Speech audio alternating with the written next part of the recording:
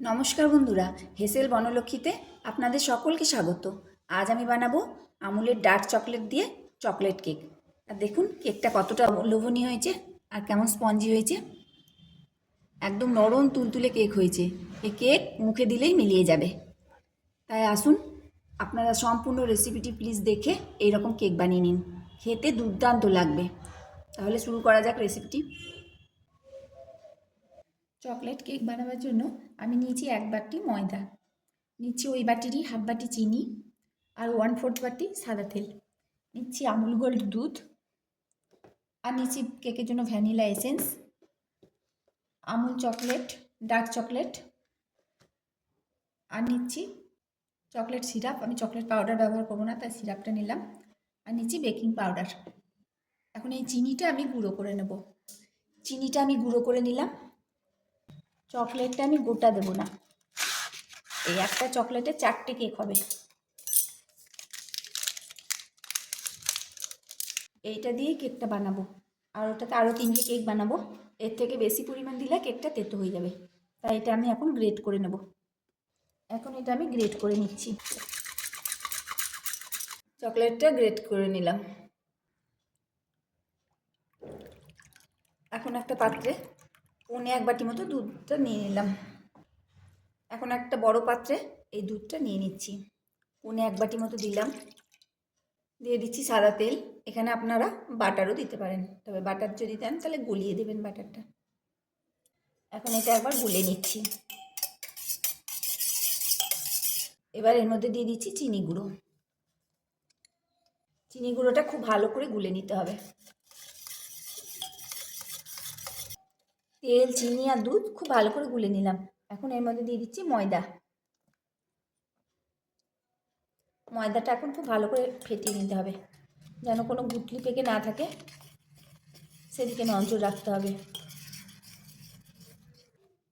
ব্যাটারটা ঠিক এইরকম ঘনত্বের হয়েছে। এখন আমি এর মধ্যে দেব চকলেট সিরাপ।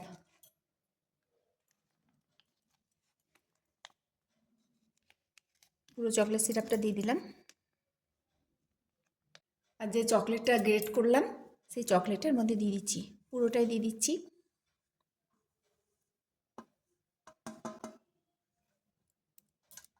এখন এটা খুব ভালো করে একসাথে গুলে নিচ্ছি। খুব ভালো করে চকলেটটা ব্যাটারটার সাথে মিশিয়ে নিলাম। এখন এর মধ্যে দিচ্ছি এসেন্স। 1 চামচ এসেন্স দিয়ে দিলাম, ভ্যানিলা এসেন্স। এসেন্সটাও ভালো করে এর সাথে মিশিয়ে নেব।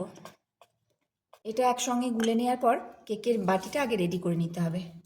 আমি যে পাত্রে কেক বসাবো সেই পাত্রটা আগে রেডি করে নিচ্ছি। এখানে দিলাম 1 চামচ সাদা তেল। এখন এই তেলটা গোটা বাটিটাতে লাগিয়ে নেব। তেলটা বাটিতে লাগিয়ে নিলাম। আমি এখানে কোনো বাটার পেপার ইউজ করছি না, প্লেন সাদা কাগজ নিয়েছি, সাইজ করে কেটে নিয়েছি। এগুলো এখন এতে লাগিয়ে নেব। এইভাবে বাটির সাথে লাগিয়ে নিচ্ছি, আর কাগজে তেল সোপ করে নিচ্ছে, আর বাটার পেপারের মতো কাগজগুলো তৈরি হয়ে যাচ্ছে। চারিদিকে কাগজটা এভাবে লাগিয়ে দিলাম। এভাবে লাগিয়ে দিলাম, আর মাঝখানে পাড়ার জন্য একটা গোল সাইজ করে কেটে নিয়েছি, এটা মাঝখানে বসিয়ে দিলাম।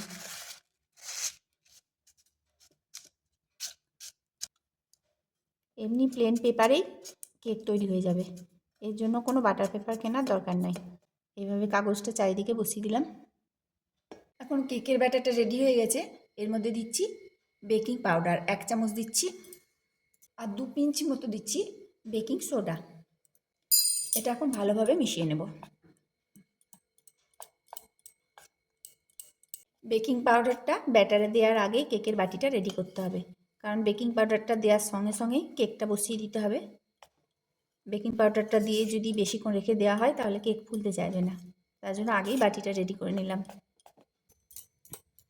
বেকিং পাউডারের সাথে ব্যাটারটা খুব ভালোভাবে মিশিয়ে নিতে হবে। এখন এই কেক যে পাত্রে বসাবো তার মধ্যে ব্যাটারটা ঢেলে নিচ্ছি। কেক বসাবার জন্য আমি কুকারটা গরম করতে দিয়েছি। যখন বেকিং পাউডার গুলছিলাম তখনই কুকারটা গরম করতে দিয়ে দিয়েছি। কুকারটা গরম হয়ে গেছে, আর এর ভিতরে আমি একটা স্ট্যান্ড বসিয়ে দিয়েছি। দেখুন, দেখতেই পাওয়া যাচ্ছে ভিতরে একটা স্ট্যান্ড ভরে দিয়েছি। এখন কেকের বাটিটা এর মধ্যে ভরে দেবো।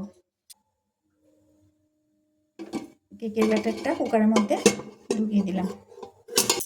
গ্যাসটা কমিয়ে দিয়েছি, সিটিটা খুলে নিয়েছি, আর শুধুমাত্র গ্যাসকেটটা লাগানো থাকবে।